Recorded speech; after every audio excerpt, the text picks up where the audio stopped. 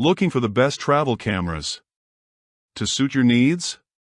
In this video, we're diving into some of the top options available right now. Before we begin, don't forget to check out the links in the description to find the best deals within your budget. Let's get Number 1. Sony RX100 VII. If you want a camera that has a capable zoom, shoots excellent raw images in great 4K per 30 frames per second video, and manages to fit in most pockets, the Sony RX100 VII is your best bet. The Zeiss Vario Sonor T*24-200mm f2.8-4.5 zoom lens allows a huge range of shots from something that's pocketable. This alone makes it a great travel camera. The 1-inch sensor produces 20.1 MP images, RAW or JPG or both, and while f/2.8 isn't the fastest aperture, it's enough to handle shooting indoors in moderate light. The pop-up EVF is small but functional. It's what I use to compose 90% of the time with this camera, though if you prefer to shoot without it, the back screen is bright enough in all but direct sunlight. The RX100 VII also has excellent tracking autofocus, which isn't always something you need when you travel, but sometimes it can help for fast-moving scenes. My experience with this camera has been such that I don't feel like there are any scenarios it can't handle, which makes it very versatile and excellent for travel. Number 2. Sony A7C R. If I were buying a camera today, this is the body I would get, travel or otherwise. The A7C R is one of the smallest full-frame, interchangeable lens cameras on the market. This is why it's our top pick for travelers and our guide to the best mirrorless cameras. The 61 MP sensor offers amazing detail and very good dynamic range, 14.7 electron volts.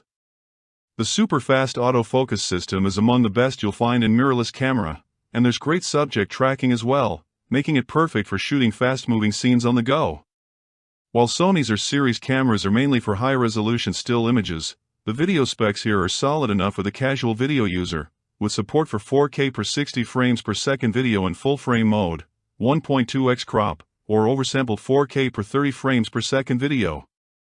Both support 10-bit 4:2 color depth, various log formats, and even 16-bit RAW output to an external recorder. My main gripe about the A7C R is the same as it was in my initial review. The viewfinder is cramped and low resolution, 2.36 million dots.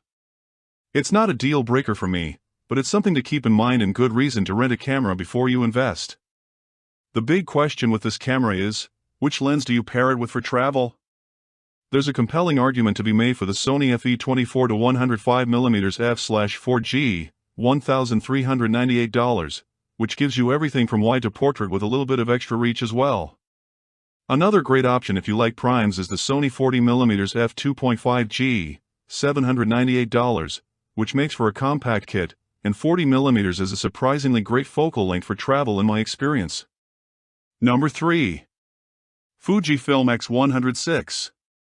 The Fujifilm X100 VI is the darling of, well, everyone. It doesn't quite fit in your pocket, well, maybe, depends on your pants, but it's compact and easy to carry around all day.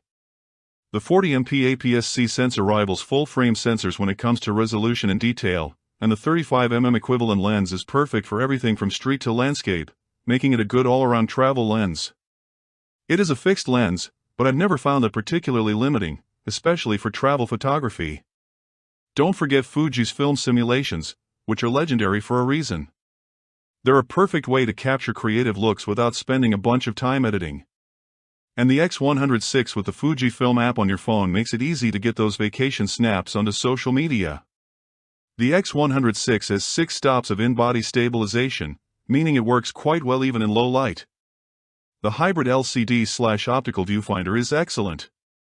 The 6.2K per 30 frames per second or 4K per 60 frames per second video is plenty good enough for most use cases. There are also some nice extras here, like the internal ND filter, and the fact that it has a leaf shutter with flash sync speeds up to 0.5 of a second.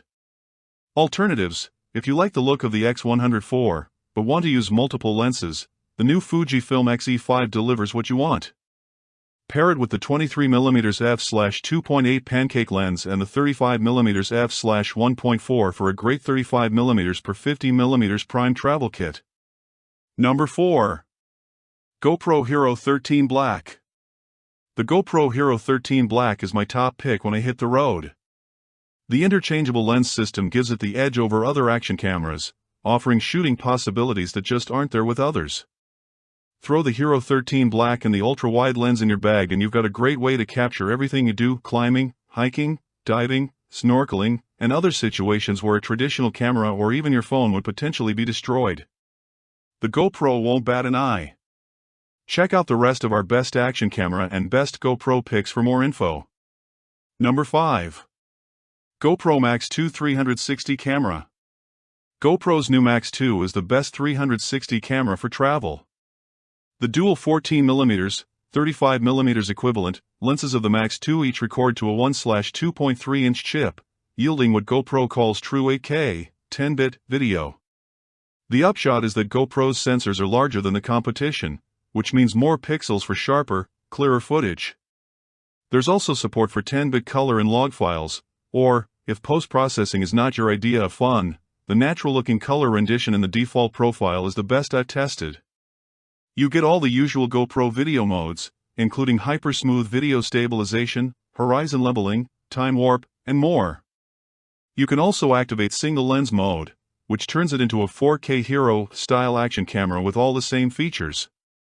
As with the Hero mounting system, the Max 2 can be mounted to just about anything using either the folding fingers, tripod hull, or magnetic mount. The big reason I'm picking this over the Insta360 X5 for travel, aside from the higher video quality, is the lens covers. Replacing them when you're on the road is dead simple: just twist them off with your fingers and pop new ones on. The only downside is the audio quality, which is not great. Luckily you can pair this with any Bluetooth mic and that problem is solved.